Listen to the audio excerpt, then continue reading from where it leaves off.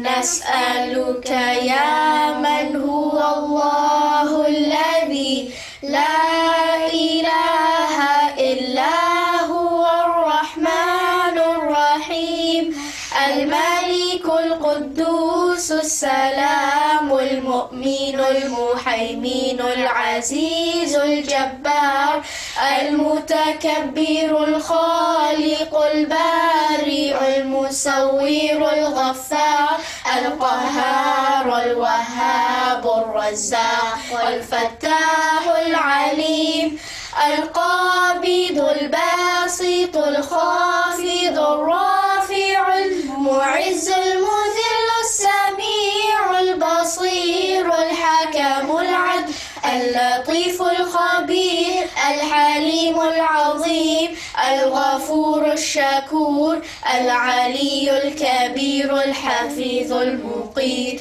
الحسيب الجليل الكريم الرقيب المجيب الواسع الحكيم الودود المجيد الباعث الشهيد الحق الوكيل القوي المتين الولي الحميد المحسن المبدئ المعيد المحيي المميت الحي القيوم الواجد الماجد الواحد الأحد الصمد القادر المقتدر المقدم المؤخر الأول الآخر الظاهر الباطن الوالي المتعلي البر التواب المنتقم العفو الرؤوف مالك الملك ذو الجلال والإكرام المقسط الجامع الغني المغني المانع الضار النافع النور الحادي البديع الباقي الوارث الرشيد الصبور الذي ليس كمثله شيء وهو السميع البصير.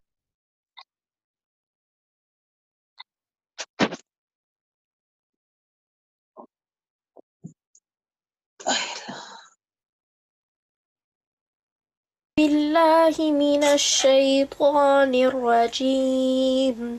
بسم الله الرحمن الرحيم. الحمد لله رب العالمين الرحمن الرحيم مالك يوم الدين إياك نعبد وإياك نستعين اهدنا الصراط المستقيم صراط الذين أنعمت عليهم غير المغضوب عليهم ولا الضالين.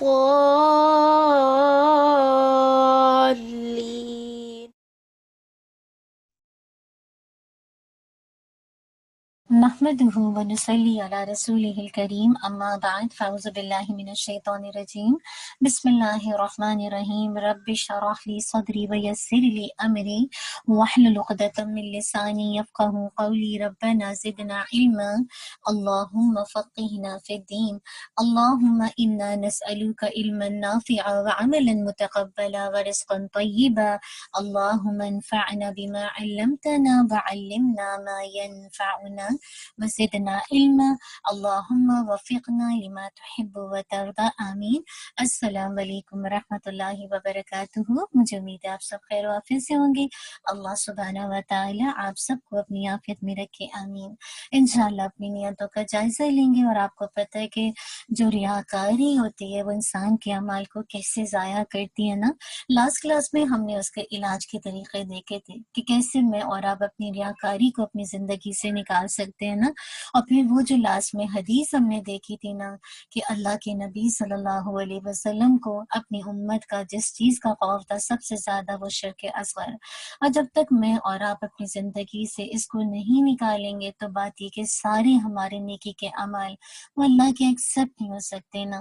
तो दुआ कीजिए कि मैं और आप इस कदर इस रियाकारी से मोहतात हो जाएं कि इस शो ऑफ की वजह से, लोगों को दिखाने की वजह से हम अपने अमाल اعمال کو کہیں اللہ کی حضور ضائع نہ کر دینا۔ اور آپ دیکھیے یہ جو ریاکاری کا جو عظیم قطرہ ہے نا، یہ صحابہ رضی اللہ عنہم کے اندر بھی تھا، تابعین کے اندر بھی تھا، اور اہل ایمان والوں کے اندر بھی تھا۔ آپ دیکھیے وہ بھی اس خطرناک اور جسے کہا جائے بلا کہہ لیجیے، یہ جو ریاکاری جو ایک بلا ہے، اس مصیبت سے ڈرتے تھے۔ میں آپ کے سامنے ایک دو ایگزامپل رکھوں گی انشاءاللہ، تو پھر آپ کو انشاءاللہ اس چیز پر شرح صدر ہوگا کہ ہمارے جو صحابہ ہیں وہ کتنا ڈرتے تھے۔ اللہ عز و جل کا ارشاد ہے والذین یؤتون ما آتوا وقلوبهم وجلۃ انہم الی ربہم راجعون، اور جو دے سکتے ہیں وہ دیتے ہیں، اور ان کے دل اس بات سے ڈرتے ہیں کہ وہ اپنے رب کی طرف لوٹنے والے ہیں، یعنی دینے کے بعد بھی دل ڈر رہا ہے اور یہ خیال آ رہا ہے کہ اللہ کی طرف لوٹنا ہے۔ عائشہ رضی اللہ عنہما نے دریافت کیا، اے اللہ کے رسول صلی اللہ علیہ وسلم، کیا وہ شخص مراد ہے جو زنا کرتا ہے، چوری کرتا ہے، شراب خوری کرتا ہے؟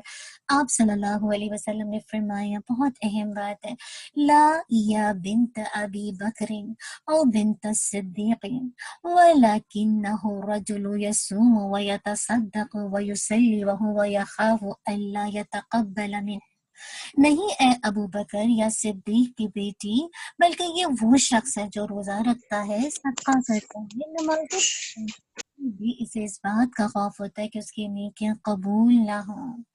آپ دیکھیں کہ جو عائشہ رضی اللہ عنہا ہے، آپ دیکھیں نا کہ وہ کتنا تدبر ہے، غور و فکر ہے کہ بات سمجھ نہیں آتی، کیونکہ ظاہر بات ہے آپ دیکھیں نا کہ عموماً ہوتا ہے کہ انسان اللہ کے راستے میں اگر ایک عام طور پر دیکھا جائے تو ذہن میں رویہ یہی ہوتا ہے نا کہ وہی لوگ ڈریں گے جو غلط کاموں سے مطلب رزق کمائیں، پھر اللہ کے راستے میں بھی اپنے آپ کی جان چھڑانے لیکن آپ دیکھیے کہ جو صحابہ تھے یا ازواج تھی کتنا ڈرتی تھیں، اس لیے تو فوراً جسے کہا جائے صاحب کی تفسیر پوچھی کہ جو دے سکتے ہیں وہ دیتے ہیں، اور ان کے دل پھر بھی اللہ کی یاد سے ڈرتے ہیں اور یہی خیال آتا ہے کہ وہ اپنے رب کی طرف لوٹنے والے۔ تو یہ دراصل کیا ہوتا ہے ایمان نا، کہ انسان اللہ کی آیات کو سمجھے اور پھر اپنے اندر سے اس نفاق کو نکالے، کہ انسان دے کر بھی مطمئن نہ ہو جائے۔ ہم میں سے کبھی بھی میں اور آپ کوئی بھی نیکی کا کام کریں تو کبھی بھی مطمئن نہ ہو جائے، ایک فکر لگ جائے کہ دینے کے بعد ڈر، خشیت اللہ کی، اور دوسری خشیت یہ کہ اللہ تعالیٰ قبول کر لے۔ آپ دیکھیں نا، جب تک اللہ تعالیٰ قبول نہیں کرتے، کتنا ہی خوبصورت عمل ہو، کتنا ہی اچھا عمل ہو بظاہر آپ کی نظر میں، لیکن اللہ کی وہی عمل قبول ہوگا جو خالص اللہ کے لیے ہوگا، اللہ کے نبی صلی اللہ علیہ وسلم کا طریقہ ہوگا۔ تو بات کیا ہے کہ میں اور آپ کبھی بھی اللہ تعالیٰ مجھے اور آپ کو نیکی کا موقع دے تو خوب اللہ سے قبولیت کی دعا مانگی، ربنا تقبل منا انک انت السمیع العلیم وتب علینا انک انت التواب الرحیم، بس اللہ تو قبول کر لے۔ اسی طرح دیکھیے کہ ابن ابی ملیکہ رحمہ اللہ فرماتے ہیں، میں نے نبی کریم صلی اللہ علیہ وسلم کے 30 صحابہ کو پایا، وہ سب کے سب اپنے آپ پر نفاق کا خطرہ محسوس کرتے تھے، ان میں سے کوئی بھی یہ نہ کہتا کہ ان کا ایمان جبرائیل و میکائیل علیہ السلام جیسا ہے۔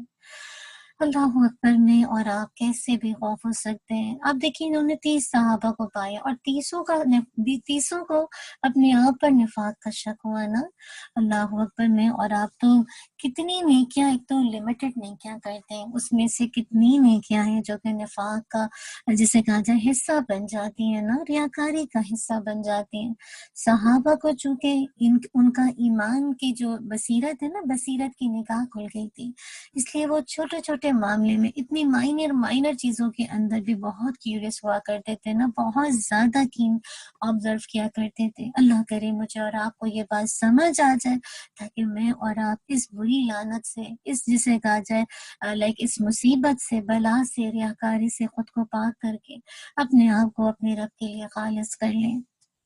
اللہ تعالیٰ میرے اور آپ کے عمل کو خالص کر دے۔ اللہم اجعل عملی کلہ صالحا واجعلہ لوجہک خالصا ولا تجعل لأحد فیہ شیئا، اور ساتھ ہی کثرت سے دعا بھی مانگا کیجیے۔ اللهم طهر قلبي من النفاق وعملي من الرياء ولساني من الكذب وعيني من الخيانة فإنك تعلم خائنة أعين وما تخفي الصدور۔ رمضان کی راتیں نا تو اس دعا کو بھی اپنی نماز کا حصہ بنائیے، اس کو یاد کر لیجیے انشاءاللہ۔ اللہ تعالیٰ ہماری نیتوں کو خالص کرے، انشاءاللہ اسماء الحسنہ کی طرف چلیں گے۔ آج ہم جس نام پہ بات کریں گے وہ ہے الظاہر، غالب، سب پر ظاہر۔ اس ذات باری تعالیٰ کی ایک صفت یہ ہے کہ وہ سب پر غالب اور بلند و بالا ہے۔ وہ اپنی صفات کی بنا پر سب پر غالب یعنی ظاہر ہے۔ الظاہر و باطن اللہ تعالیٰ کی ایسی صفات ہیں جن کا ایک ساتھ ذکر کرنے سے پوری بات سمجھ میں آتی ہے۔ ظہر کے معنی پشت اور بطن کی معنی ہے شکم، یعنی جو پیٹ ہوتا ہے نا اس کو کہا جاتا ہے۔ یعنی ظہر اس چیز کو کہتے ہیں جو ادراک حس میں آ جائے، یعنی جو آپ کے 5 سینسز محسوس کریں، اور بطن اس شے کو کہتے ہیں جو مخفی ہو، یعنی جو اس کو آپ محسوس نہیں کر سکتے نا، یعنی سینوں کے اندر کیا کچھ ہو رہا ہے آپ اس کو ادراک نہیں کر سکتے، بس سارا سسٹم اللہ تعالیٰ نے چلا دیا ہے۔ اللہ اکبر۔ لیکن جو ظاہری چیزیں وہ آپ اپنی آنکھوں سے بھی دیکھتے ہیں، اپنے کانوں سے بھی سنتے ہیں، اپنے ہاتھوں سے بھی ٹچ کرتے ہیں نا، تو بس سبحان اللہ، اللہ ظاہر ہے نا۔ اللہ اکبر۔ وَذَرُوا ظَاهِرَ الْإِسْمِ وَبَاطِنَهُ، گناہ کی ظاہری و باطنی کیفیتوں اور حالتوں سے علیحدہ ہو جاؤ۔ العنام آیت نمبر 120۔ الظاہر کی ذات و صفات کا کوئی ادراک نہیں کر سکتا، وہ صرف اپنی قدرت کی نشانیوں سے پہچانا جاتا ہے، لیکن وہ ہر غیب اور پوشیدہ کو جاننے والا ہے۔ تمام مخلوقات اس کے سامنے مغلوب ہے، وہ خود ایسا غالب اور پوشیدہ ہے جس کو کوئی آنکھ اس دنیا میں نہیں دیکھ سکتی۔ البتہ جنت میں جنتی لوگ اس کا دیدار کریں گے۔ قرآن کریم میں آتا ہے هو الاول والآخر والظاہر والباطن وهو بكل شیء علیم، وہی پہلے ہے اور وہی پیچھے، وہی ظاہر ہے اور وہی مخفی، اور وہ ہر چیز کو بخوبی جاننے والا ہے۔ الحدید آیت نمبر 3۔ اللہ تعالیٰ کے ظاہر ہونے سے مراد یہ ہے کہ وہ سب پر غالب ہے، اس پر کوئی غالب نہیں۔ وہی باطن ہے، یعنی اس سے کوئی چیز پوشیدہ نہیں۔ باطن کی ساری باتوں کو صرف وہی جانتا ہے جو لوگوں کی نظروں اور عقلوں سے مخفی ہے۔ ظاہر کی تفسیر بلند اور غالب کی ہے۔ الظاہر نے کائنات میں اپنے پہلے سے موجود علم کی بنا پر بنائی، کائنات کا نظام بھی خود سنبھالا۔ الظاہر کائنات کا خالق بھی ہے اور رب بھی ہے، اور اپنی ربوبیت کے اسباب بھی خود ہی پیدا کرتا ہے۔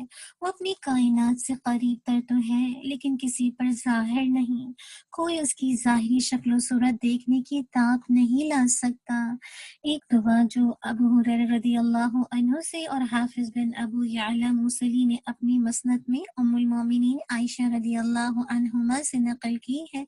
اللہ کے نبی صلی اللہ علیہ وسلم نے فرمایا اللہم انت الاول فلیس قبلک شیء وانت الآخر فلیس بعدک شیء وانت الظاہر فلیس فوقک شیء وانت الباطن فلیس دونک شیء۔ تو ہی پہلا ہے، کوئی تجھ سے پہلے نہیں، تو ہی آخر ہے، کوئی تیرے بعد نہیں، تو ہی ظاہر ہے، کوئی تجھ سے اوپر نہیں، تو ہی باطن ہے، کوئی تجھ سے مخفی تو نہیں۔ اللہ سبحانہ و تعالیٰ مجھے اور آپ کو الظاہر کے ذریعے سے اللہ تعالیٰ کو پکارنے والا بنا دینا اور محتاج زندگی گزارنے والا بنا دے، کیونکہ وہ ظاہر کی چیزوں کو جانتا ہے نا، جو بھی میرے اور آپ کے سامنے الحمدللہ جو میں اور آپ کام کر رہے ہیں اللہ تعالیٰ ظاہر کی چیزوں کو جانتا ہے، تو انسان پھر ایک محتاط انداز سے زندگی گزارتا ہے۔ مجھے اور آپ کو اللہ تعالیٰ اسے کرنے والا بنا دے۔ اگلے نام کی طرف چلیں گے، الباطن، سب سے پوشیدہ۔ اللہ تبارک و تعالیٰ کی اعلیٰ صفات میں یہ بھی ہے کہ کوئی آنکھ اسے دیکھنے کی طاقت نہیں رکھتی، اس لیے وہ سب سے پوشیدہ ہے۔ صدر کبریائی اس کا حجاب ہے اور حجاب کا مال اس کا بطون ہے۔ اللہ تعالیٰ کی ہر دو صفات الظاہر و باطن کا ایک ساتھ ذکر کرنے سے پوری بات سمجھ میں آتی ہے۔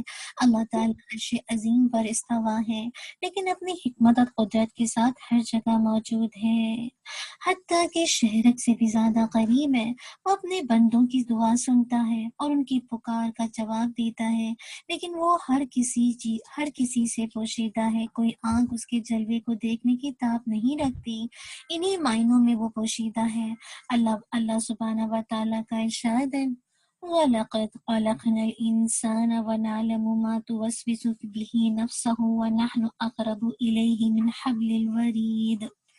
ہم نے انسان کو پیدا کیا اور اس کے دل میں جو خیالات اٹھتے ہیں ان سے ہم واقف ہیں، اور ہم اس کی یعنی رگِ جان سے بھی زیادہ اس سے قریب ہیں۔ سورہ قوف آیت 16۔ وہ اس لحاظ سے بھی ظاہر و باطن ہے کہ اس کی کاریگری کے آثار کھلے ہوئے ہیں، لیکن وہ ہماری نظروں سے پوشیدہ ہے۔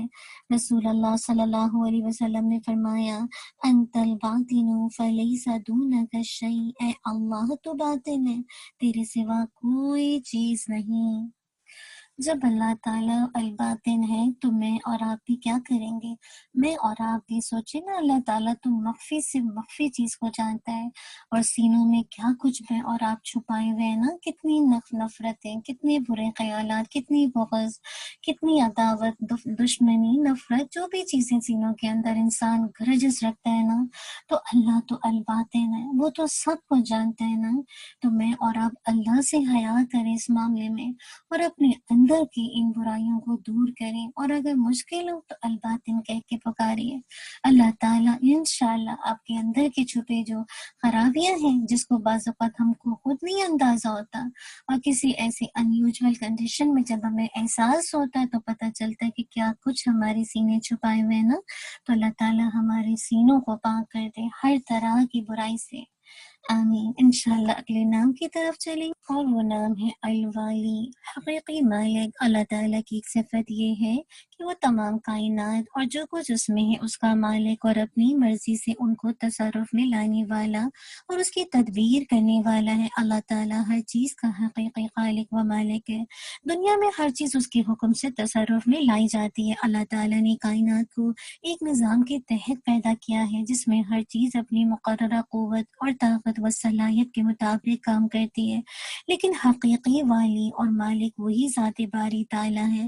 وہ جس طرح چاہتا ہے اس کو استعمال میں لاتا ہے۔ اللہ تعالیٰ نے فرشتوں کے ذمے مختلف کام لگائے اور وہ ان کو اس کے حکم کے مطابق سر انجام دیتے ہیں، لیکن اس کا مطلب یہ نہیں کہ وہ ان کا محتاج ہے، یہ تو محض اس کا نظام ہے۔ پانی میں انسان ڈوب جاتا ہے، لیکن اللہ تعالیٰ چاہتا ہے تو مچھلی کے پیٹ میں، سمندر کے پانیوں میں یونس علیہ السلام کو زندہ سلامت رکھتا ہے۔ اسی طرح آگ کا کام جلانا ہے، لیکن ابراہیم علیہ السلام کو آگ میں سے صحیح سلامت نکالنے پر اللہ تعالیٰ کی ذات قادر ہے۔ کیوں؟ کیونکہ وہ ہر چیز کا حقیقی مالک ہے۔ وہ جس مخلوق کو جس طرح کا حکم دیتا ہے، اس میں اسی طرح کی صفت اور خصوصیت پیدا ہو جاتی ہے، اور وہ اس خاصیت کے مطابق کام کرتی ہے۔ سبحان اللہ، جو کہا جاتا ہے بس ویسے ہی کام کرتی ہے نا۔ میں اور آپ بھی کیا کریں؟ اللہ سے اس کی رضا الہی کے حصول کے لیے دعا کریں۔ اللہم وفقنا لما تحب و ترضا، اے اللہ ہمیں اس چیز کی توفیق دے جو تجھ کو پسند ہو اور جس سے تو راضی ہو جائے، آمین۔ اگلے نام کی طرف چلیں گے، المتعالی، انتہائی بلند۔ اللہ تعالیٰ کی ایک صفت یہ ہے کہ وہ ساتوں آسمان اور عظیم سے بھی بلند ہے۔ وہ اپنی شان کے لحاظ سے ان تمام چیزوں سے بلند ہے جو مخلوق سے منسوب ہے۔ ارشاد باری تعالیٰ ہے هو الذی خلق لکم ما فی الارض جمیعا ثم استوى الى السماء فسواهن 7 سماوات وَهُوَ بِكُلِّ شَيْءٍ عَلِيمٌ۔ وہ اللہ جس نے تمہارے لیے زمین کی تمام چیزوں کو پیدا کیا، پھر آسمان کی طرف قصد کیا، استوا ہوا اور ان کو ٹھیک ٹھاک 7 آسمان بنایا، اور وہ ہر چیز کو جانتا ہے۔ البقرہ آیت نمبر 29۔ بعض سلف امت نے اس کا ترجمہ پھر آسمان کی طرف چڑھ گیا کیا ہے، لیکن سورۃ الحدید کی آیت نمبر 4 میں ہے کہ وَهُوَ مَعَكُمْ أَيْنَمَا كُنْتُمْ، اور وہ تمہارے ساتھ ہوتا ہے تم جہاں کہیں بھی ہو، یعنی وہ اپنی قدرت اور علم کے لحاظ سے ہر جگہ ہوتا ہے، لیکن خود عرش پر مستوی ہے۔ لیکن وہ کس طرح مستوی ہے؟ کس طرح سے ہے اس کی کیفیت ہمیں معلوم نہیں ہے، کیفیت اس کی کیا ہے، مجہول ہے۔ وہ حقیقتاً، ظاہراً اور باطناً ساتھ ہوتا ہے، اس کی صفات لامحدود ہے۔ ہم اس کی صفات بیان کرتے ہیں، لیکن وہ ہماری اس بیان کرنے یا نہ کرنے سے بلند تر ہے۔ یہ تو اس کی رحمت ہے کہ وہ اپنی صفات بیان کرنے کی ہمیں توفیق عطا فرماتا ہے اور اس پر اجر و ثواب سے نوازتا ہے۔ بہت ہی خوبصورت دعا جو میں اور آپ کرتے ہیں مغفرت کے لیے۔ إنه لا يذل من واليت ولا يعز من عاديت تباركت ربنا وتعاليت نستغفرك ونتوب إليك۔ اے اللہ، بے شک تو جس سے عزت دے اسے کوئی چھین نہیں سکتا، اور جسے تو ذلت دے اسے کوئی عزت نہیں دے سکتا۔ اے ہماری رب، تو برکت والا، انتہائی بلند ہے۔ ہم تجھ سے مغفرت کا سوال کرتے ہیں اور تیری ہی طرف رجوع کرتے ہیں۔ اللہ سبحانہ و تعالیٰ مجھے اور آپ کو اپنی طرف رجوع کرنے والا بنا دے کہ میں اور آپ خوب اللہ کی طرف ان گھڑیوں میں، ان راتوں میں، دن میں اللہ کی طرف رجوع کرنے والے بنے۔ اب دیکھیں کہ رمضان کا مہینہ شروع بھی ہو اور کتنا تیزی سے جا رہا ہے نا، تھوڑے ہی لمحات ہیں، اور ایسے موقع پر چونکہ آپ سب جانتے ہیں کہ مغفرت کا مہینہ ہے، تو اللہ تعالیٰ سے کثرت سے رجوع کیجیے، اس سے بخشش مانگیے۔ اللہ تعالیٰ میری اور آپ کی بخشش کر دے۔ خاص کر دیکھیے جو دعا بتائی جاتی ہے نا اس کو ضرور پڑھیے۔ اللہم انک عفو تحب العفو فاعف عنی۔ اللہ تعالیٰ ہم سب کو معاف کر دے اور ہمیں اللہ کے ناموں کے ذریعے سے اس کی ذات کی بڑائی، اس کی معرفت، اس کی عظمت اور اس کی کبریائی دے دے، تاکہ میں اور آپ اپنی رب کی ذات کو بڑا جان کر، اب اللہ کی ذات کو بڑا مان کر، میں اور آپ اپنے آپ کو حقیر جان کے گناہوں سے، سرکشی سے، نافرمانی سے رک جائیں۔ اللہ تعالیٰ میرے اور آپ کے لیے آسان کر دے، انشاءاللہ موو آن ہو جائیں گے ان اعمال کی طرف جو انسان کو جنت میں لے جاتے ہیں۔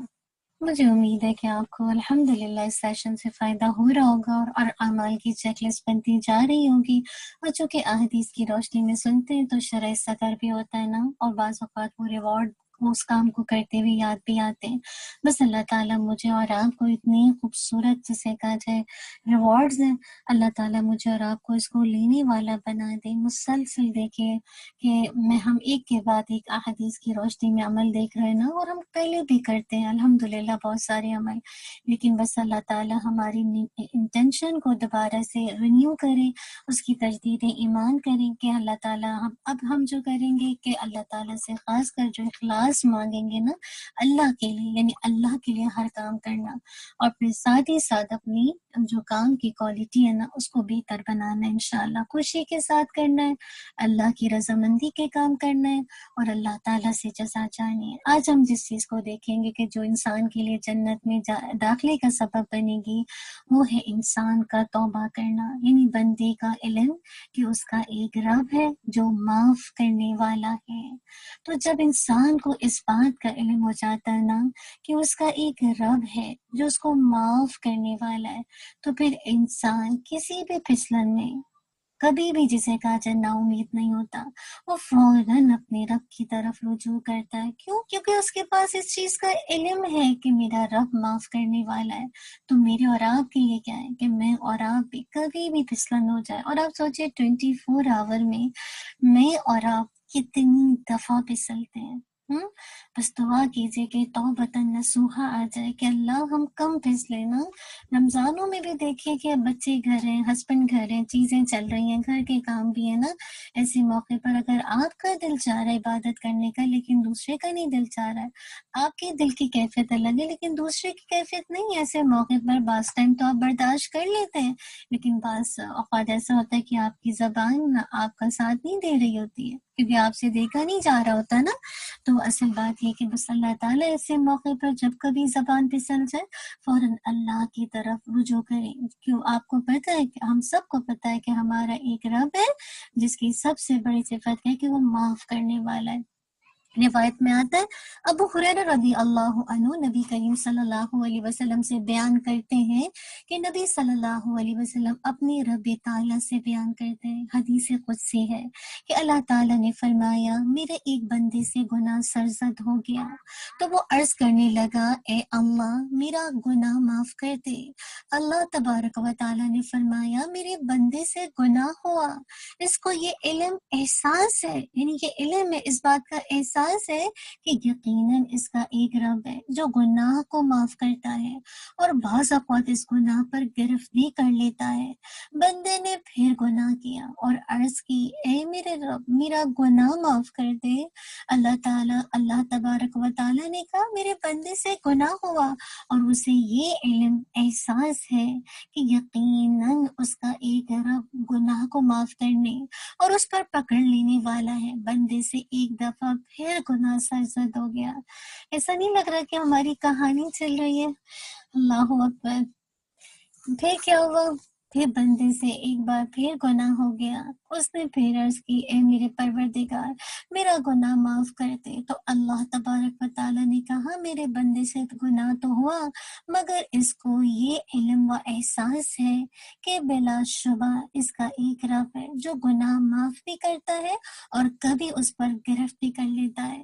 اللہ تعالیٰ نے فرمایا اے میرے بندے اب تو جو مرضی عمل کر، بلا شبہ میں نے تجھے بخش دیا ہے، اس لیے کہ تیرے دل میں میری قدر اور احساس باقی ہے۔ اللہ اکبر۔ آج ان کو یہ حدیث سنائیے جو اپنے گناہوں سے مایوس ہو گئے کہ اللہ شاید معاف نہیں کرے گا، اللہ تو ہر گناہ کو معاف کر دے گا۔ اب سوچے نا کتنی بڑی خوشخبری ہے۔ میں اور آپ کیسے بے خوف ہو سکتے ہیں اللہ تعالیٰ کی مغفرت سے نا؟ اللہ تعالیٰ کتنا ہی بڑا گناہ ہو جائے، کتنے ہی ہم اوفینڈ ہو جائے اپنے گناہوں سے، تھک جسے کہا جائے چور ہو جائے، ایسے موقع پر شیطان وسوسہ ڈالتا ہے۔ اور آپ دیکھیں نا کہ کتنے نیک لوگ ہوتے ہیں حافظ قرآن، لیکن کیا ہے نا کہ جب گناہ پہ گناہ کرتے جاتے تو گناہ بوجھ کی شکل میں انسان کے اوپر ایک طرح کا وبال ہوتا ہے۔ ایسے موقع پر کیونکہ ہم نے قرآن کو اس انداز سے پڑھا نہیں ہوتا ہے تو پھر ہم کیا کرتے ہیں، ہمارے پاس تو کوئی آپشن نظر نہیں آتا سوائے کہ اپنی زندگی کو ختم کر لو۔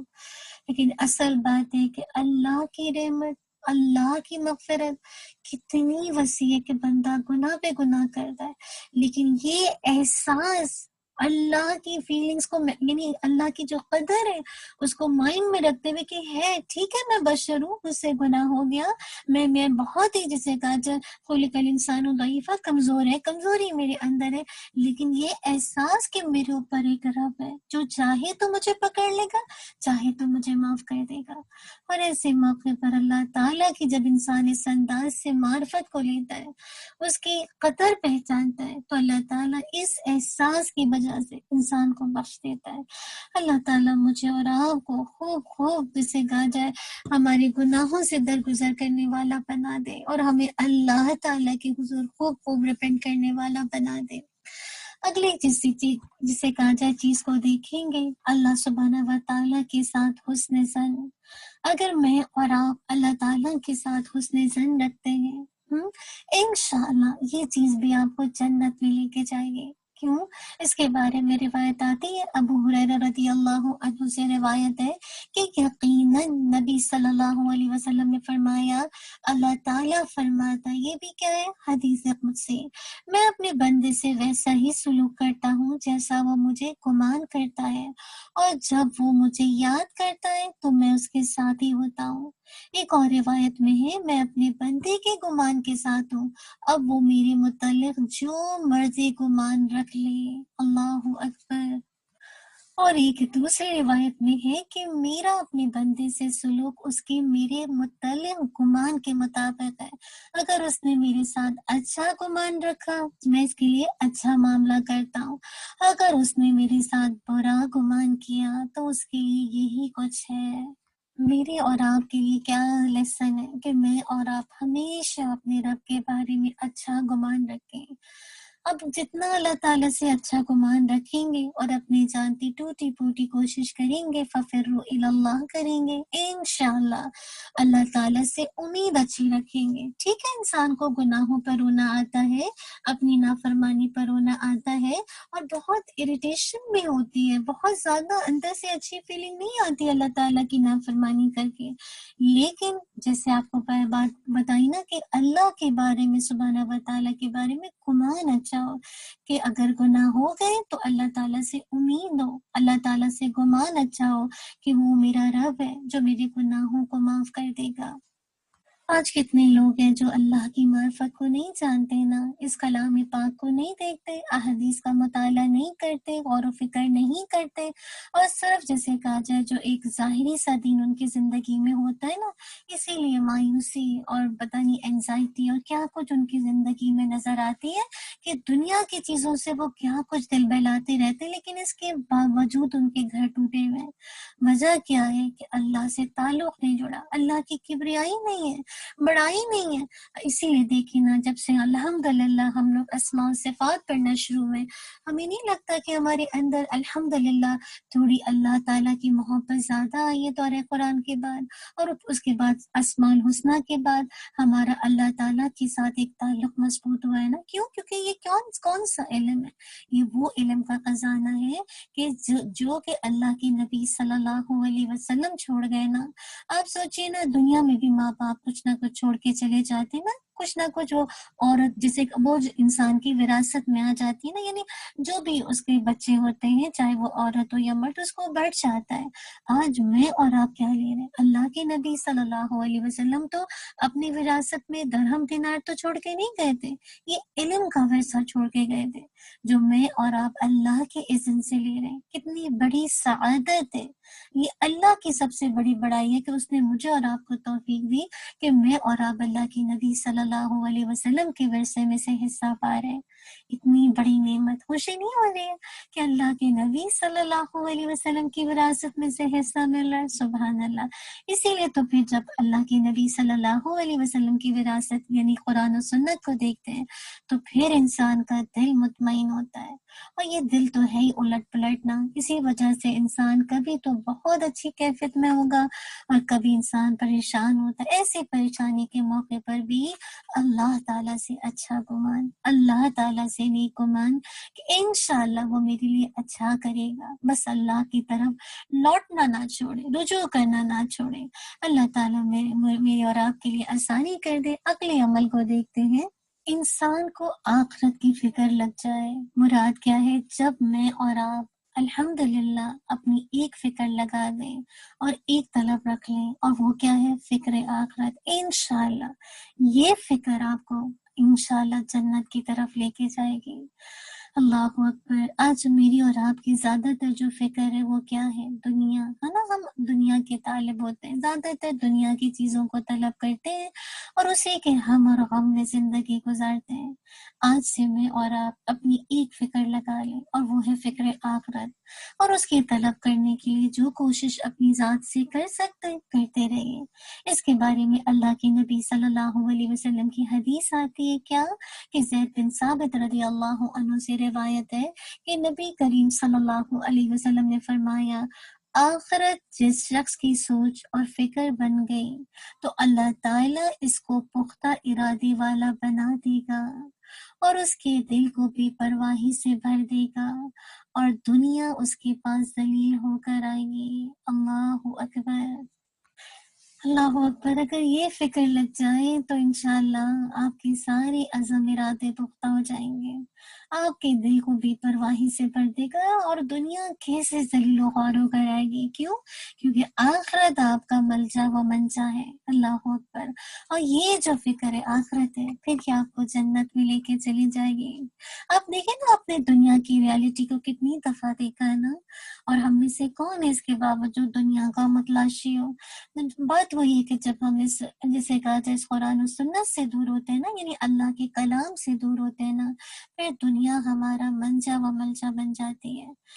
اللہ تعالی ہم سب کے لیے بس فکر آخرت لگا دے۔ اللہ کے نبی صلی اللہ علیہ وسلم ایک دعا مانگا کرتے تھے، اور وہ کیا ہوا کرتی تھی؟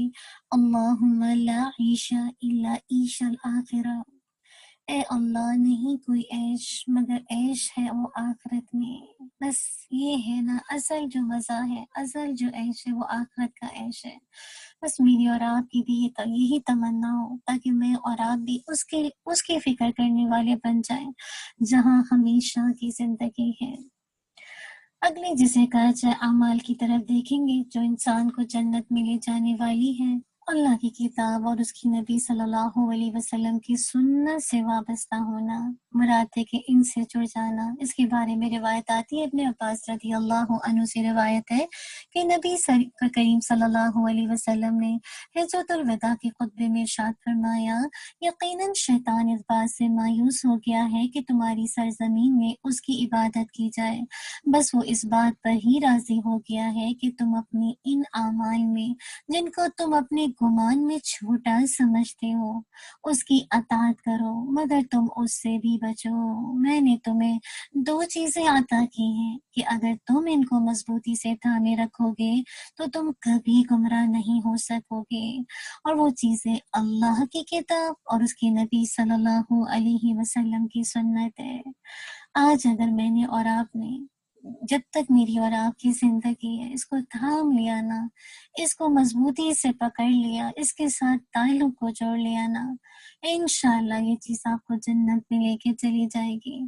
بس اللہ تعالیٰ ہمیں وہ یقینی کیفیت دے دے، وہ بصارت کی نگاہ دے دے کہ واقعی میں اور آپ اپنے نفع و نقصان کو سمجھ کر ہمیشہ اس کلام سے، ان احادیث سے، اللہ کے نبی صلی اللہ علیہ وسلم کی اتباع سے اپنا تعلق جوڑ سکیں۔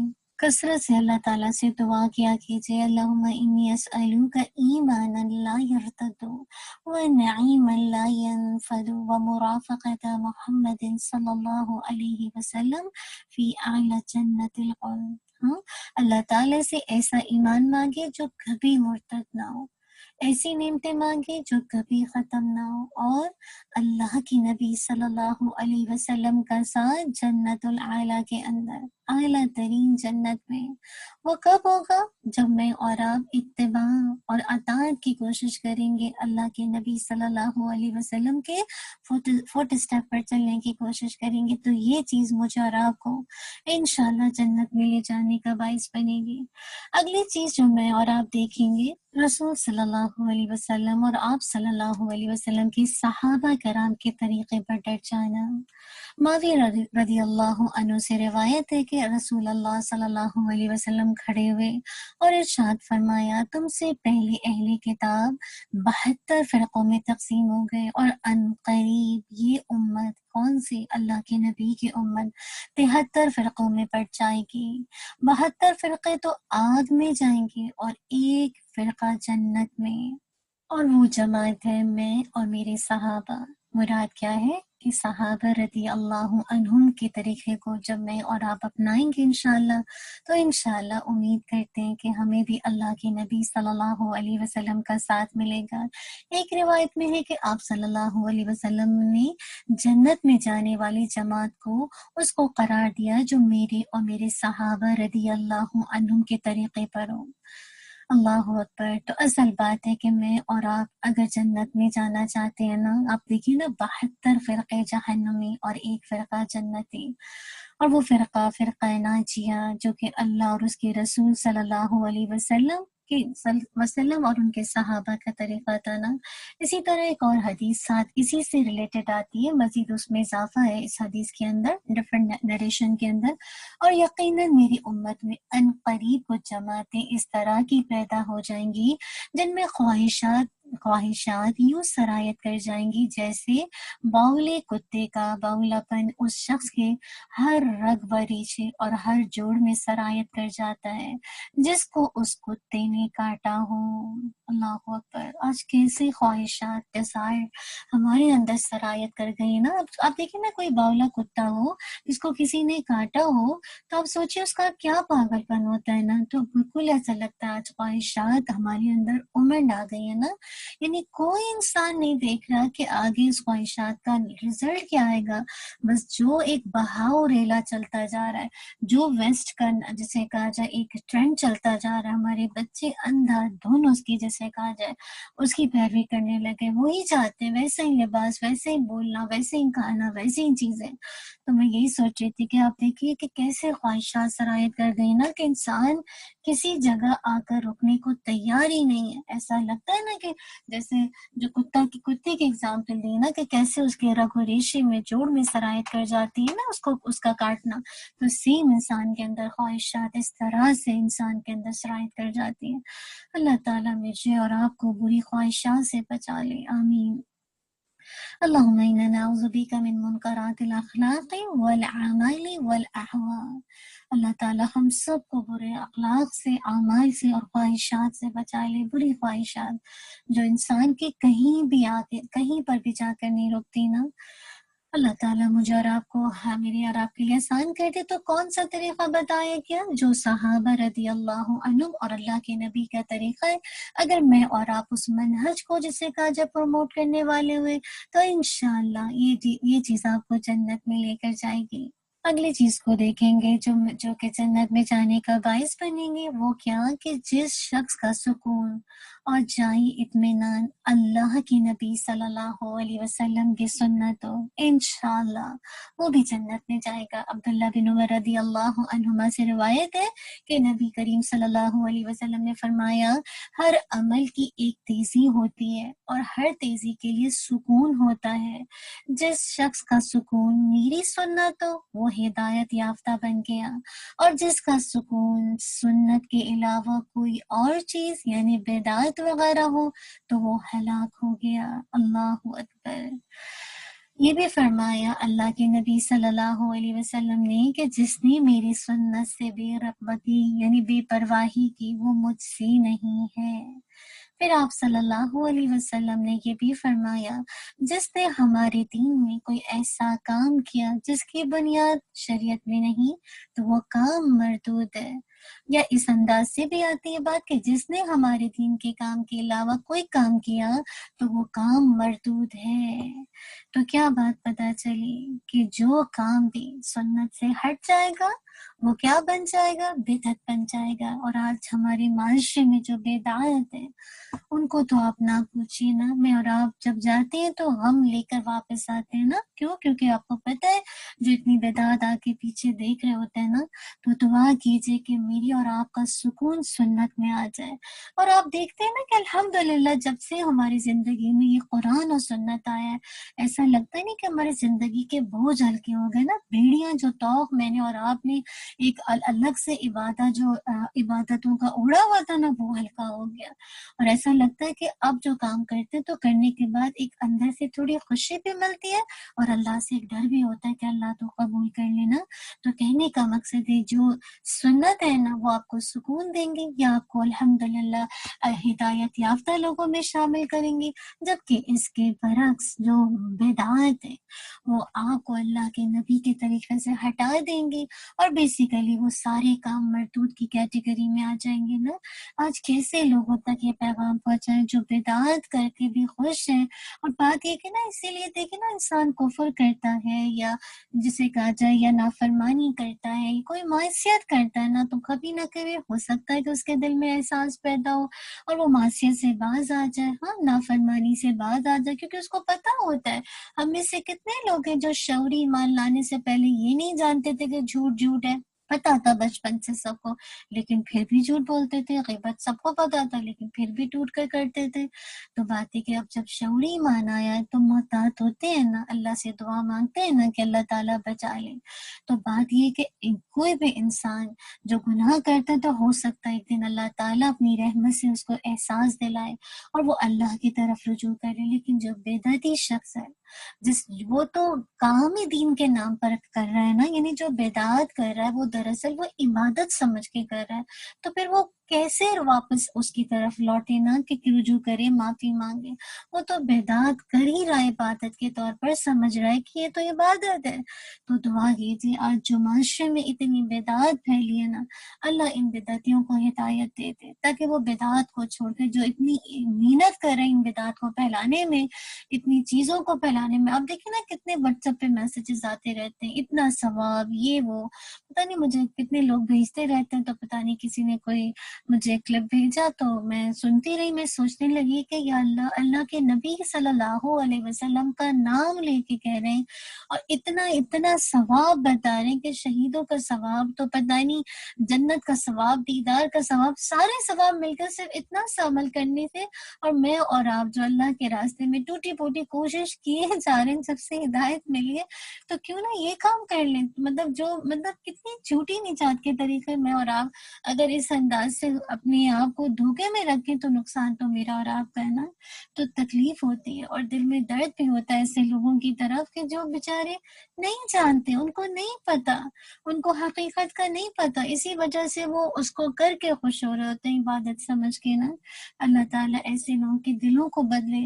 اور پھر جب مجھے اس وقت زیادہ خوف آتا ہے جب وہ کہہ رہے ہوتے ہیں کہ نبی صلی اللہ علیہ وسلم نے فرمایا، اور اس انداز سے بات کو مطلب جیسے بہت کانفیڈنٹ کے ساتھ کہہ رہے ہوتے ہیں نا، تو خوف بھی آتا ہے کہ کل کیسے اللہ کے نبی صلی اللہ علیہ وسلم کہیں گے سوقن سوقن، دوری ہو دوری ہو نا۔ جب آپ اللہ کے نبی صلی اللہ علیہ وسلم اپنی امت کو اپنے ہاتھوں سے حوض کوثر کا پانی دیں گے نا، تو کچھ ایسے لوگ بھی آ جائیں گے جو آپ کی امت میں سے ہوں گے۔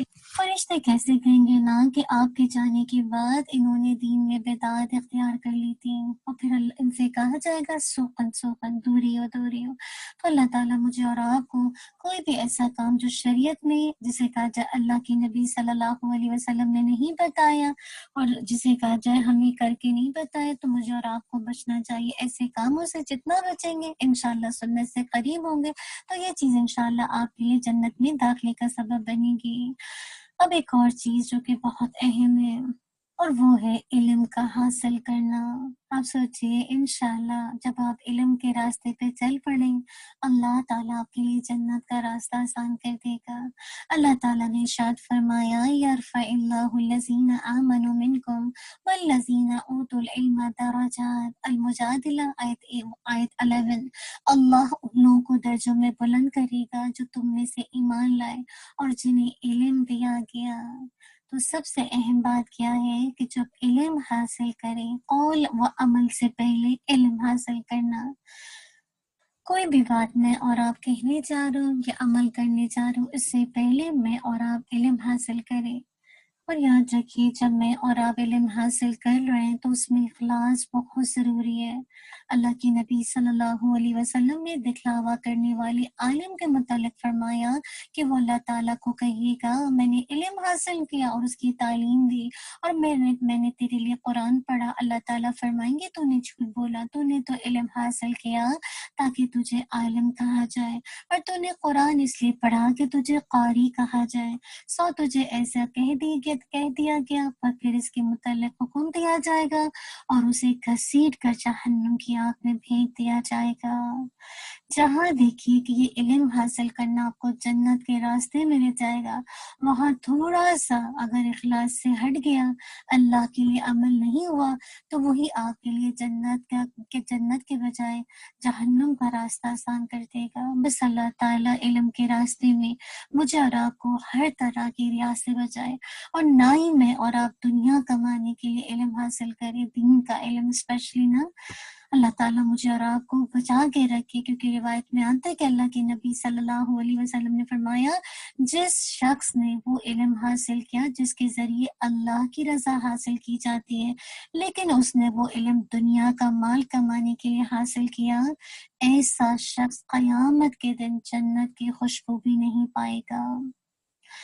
میں اور آپ یہاں بیٹھے ہیں نا، الحمدللہ علم حاصل کر رہے ہیں، دین کے راستے پر چل پڑے، جنت والے عمل کرنے کی کوشش کر رہے ہیں، الحمدللہ۔ اب ایسے موقع پر اخلاص بھی ہے، لیکن ساتھ ساتھ ایک نیت آگے کہ دنیا بھی مل جائے۔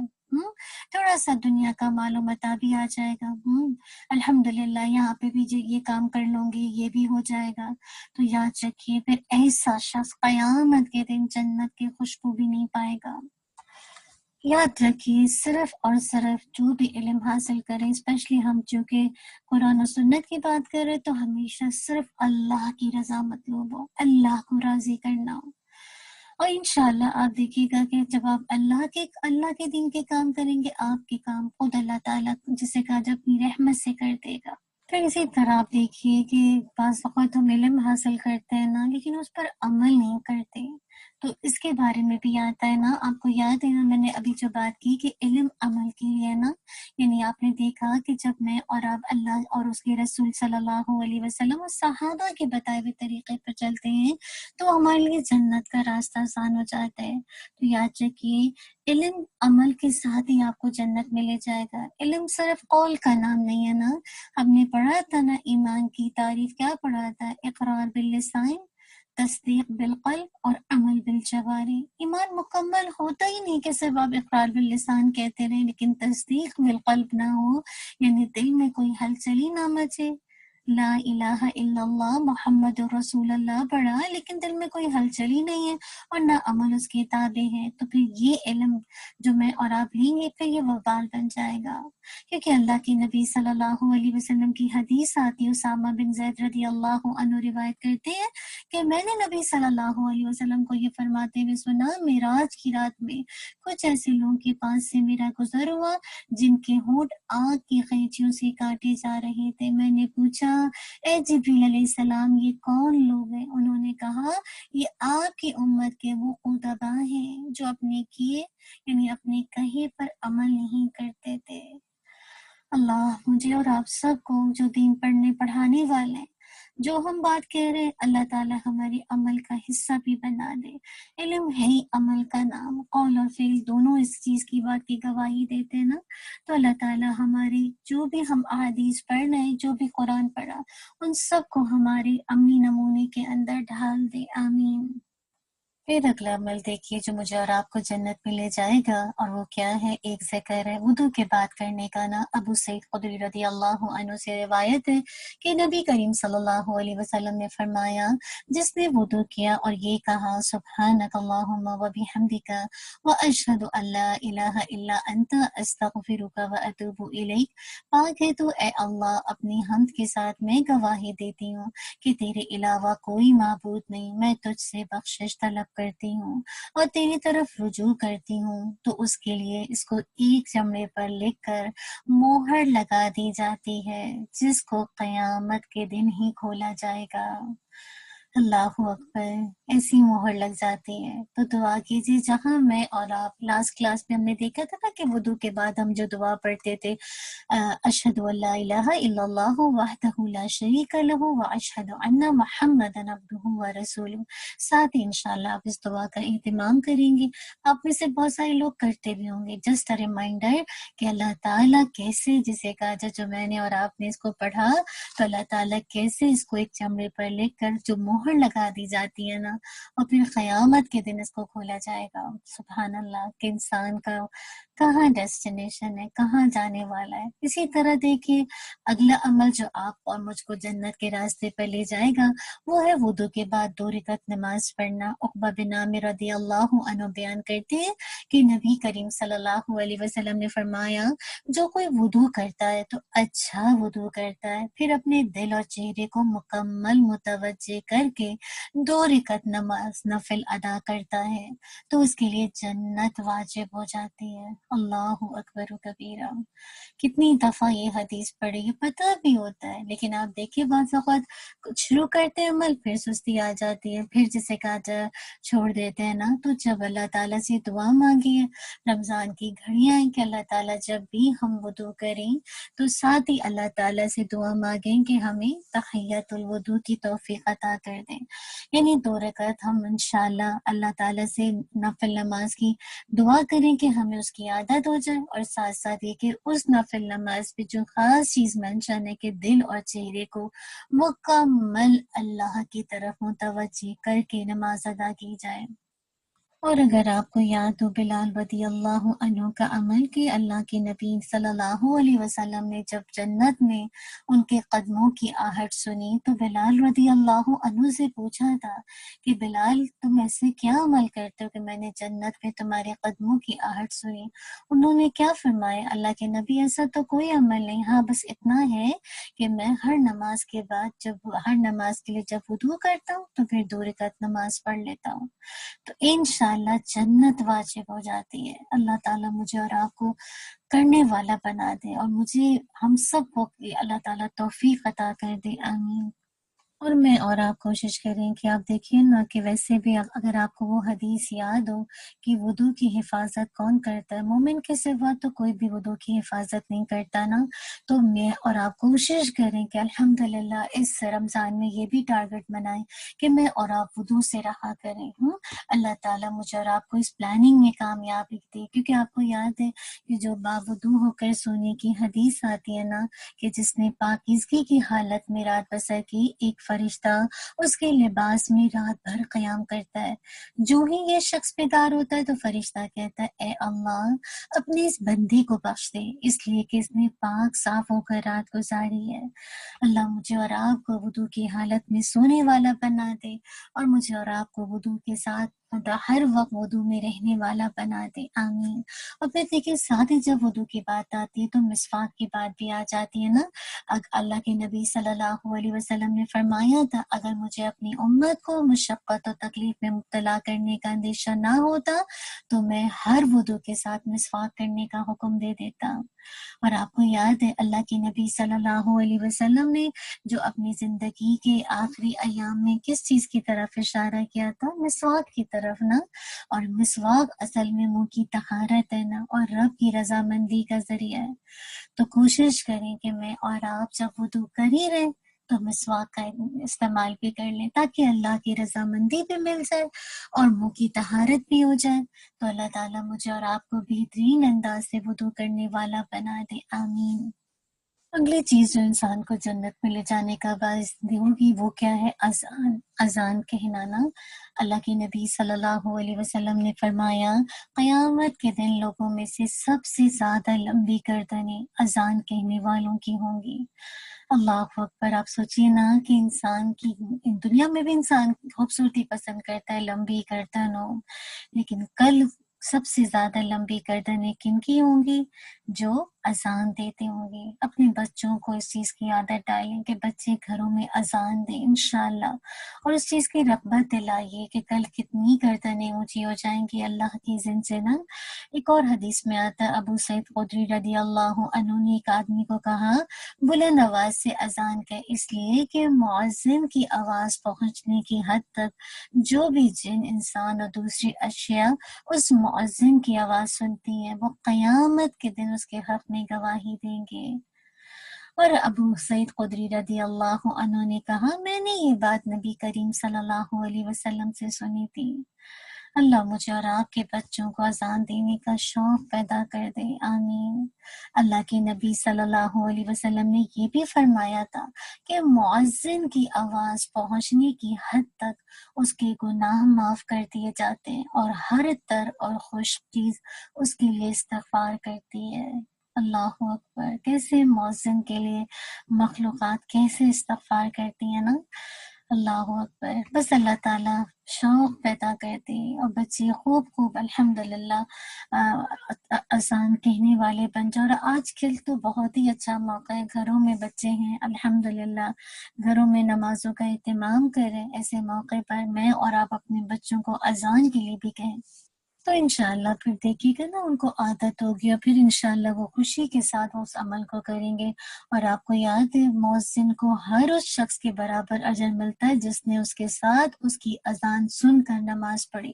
ابن عمر رضی اللہ عنہ سے روایت ہے کہ نبی کریم صلی اللہ علیہ وسلم نے فرمایا اور مؤذن کی آواز پہنچنے کی حد تک اس کے گناہ معاف کر دیے جاتے ہیں، اور ہر طرح خوش جو چیز ہے اس کی تصدیق کرتی ہے، اور اس کو اس شخص کے برابر اجر ملتا ہے جس نے اس کے ساتھ اس کی اذان پر لبیک کہتے ہوئے نماز پڑھی۔ کتنا بڑا عمل ہے، اللہ تعالیٰ بس ہمارے گھروں میں اس کا اہتمام کرنے والا بنا دے۔ उक़बा बिन आमिर रज़ियल्लाहु अन्हु से रिवायत है कि मैंने नबी करीम सल्लल्लाहु अलैहि वसल्लम को सुना। आप सल्लल्लाहु अलैहि वसल्लम फरमाते थे, तेरा रब बकरियों के उस चरवाहे से बहुत खुश होता है जो पहाड़ के दामन पर बकरियां चराता है, अजान कहता है और नमाज पढ़ता है। तो अल्लाह ताला फरमाते हैं, मेरे इस बंदे को देखो, अजान कहता है और नमाज कायम करता है, वो ऐसा मेरे डर की वजह से करता है, लिहाजा मैंने अपने बंदे को माफ कर दिया और उसको जन्नत में दाखिल कर दिया।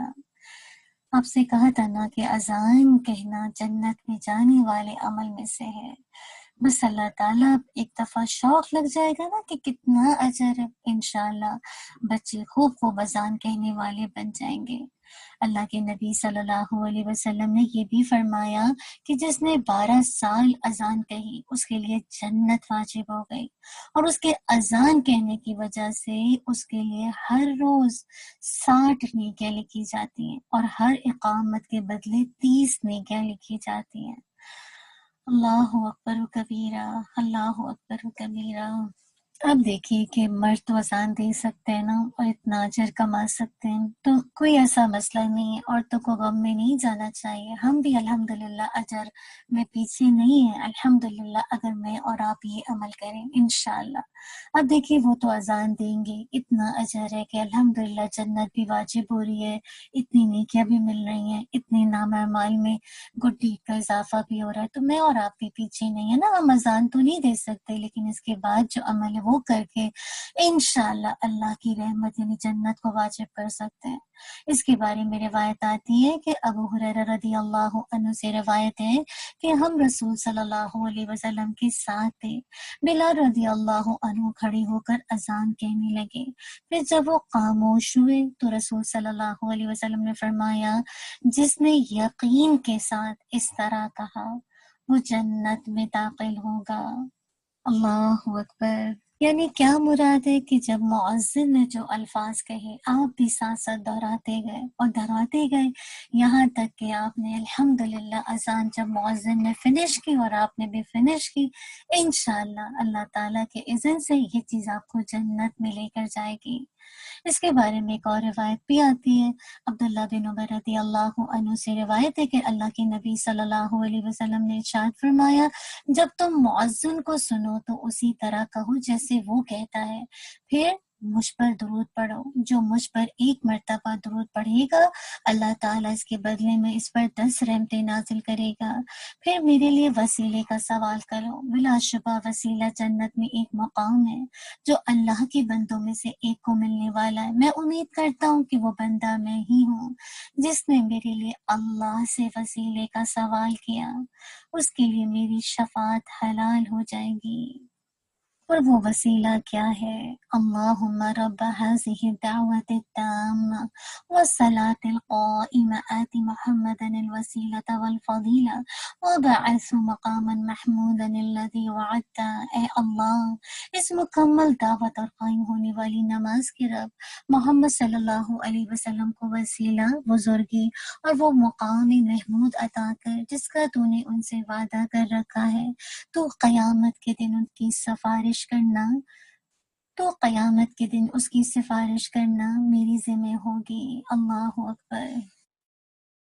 और आखिरी अमल जो इंसान को जन्नत में ले जाएगा वो क्या है? साद बिन नबी वक़ास से रिवायत है कि नबी करीम सल्लल्लाहु अलैहि वसल्लम ने बयान किया, जिसने अजान सुनकर ये कलिमात पढ़े, व अना अशहदु अल्ला इलाहा इल्लल्लाह वहदहु ला शरीका लहु व अन्ना मुहम्मदन अब्दुहु व रसूलुहु रदीतु बिल्लाहि रब्बा व बिल इस्लामी दीना व बि मुहम्मदिन रसूला। मैं गवाही देता हूँ कि अल्लाह ताला के सिवा कोई सच्चा माबूद नहीं, वो अकेला है, उसका कोई शरीक नहीं, और मोहम्मद सल्लल्लाहु अलैहि वसल्लम उसके बंदे और रसूल हैं।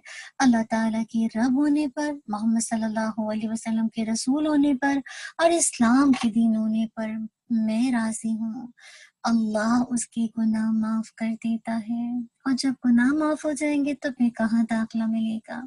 जन्नत में। अल्लाह ताला मुझे और आपको ये तमाम काम को करने वाला बना दे। अल्लाह ताला मुझे और आपको तौफीक दे कि जो मैं और आप सुने या पढ़ें पढ़ाएं, अल्लाह ताला हमारे अमल का हिस्सा बना दे। जज़ाकल्लाहु खैर, बारकल्लाहु फीक। इंशाअल्लाह अब यहीं पे अपने सेशन को कंप्लीट करेंगे। वाखिर दवाना अल्हम्दुलिल्लाहि रब्बिल आलमीन।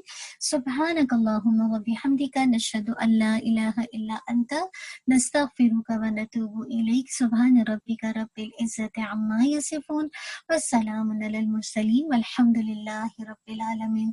जज़ाकल्लाहु खैर, बारकल्लाहु फीक। इंशाअल्लाह अगर आप में से कोई शेयरिंग करना चाहता है तो अपनी हैंड रेज कर दीजिए। अस्सलाम वालेकुम वरहमतुल्लाहि वबरकातुहू। अस्सलाम वालेकुम वरहमतुल्लाहि वबरकातुहू। सिस्टर फातिमा। वालेकुम अस्सलाम वरहमतुल्लाहि वबरकातुहू। अल्हम्दुलिल्लाह, ऐसा लगा जैसे ना हदीस की क्लास शुरू हो गई है। इतना अच्छा लग रहा है कि कुरान का ख़त्म करने के बाद हदीस के साथ कनेक्ट होना ना, तो बिल्कुल क्योंकि कुरान पढ़ने के बाद जब ऐसा फीलिंग आ रही है कि मैं शायद एक्सप्लेन नहीं कर पा रही, अल्फाज नहीं मिल रहे कि वो दिल पे ऐसी असर कर रही हैं। और ये हदीसें और ये जो अमल हैं ये इतने डेली रूटीन की हैं, तो मुझे लगता है कि कभी इतने गौर से सोचा ही नहीं है। अगर मैं वضو को ही ले लूँ तो वضू जो है, मैंने देखा है नमाज में अगर जिस तरह बच्चों को भी कहें सबसे मुश्किल काम उनको वضू करना ही लगता है। नमाज पढ़ना इतना मुश्किल नहीं लगता जितना वضू करना मुश्किल लगता है।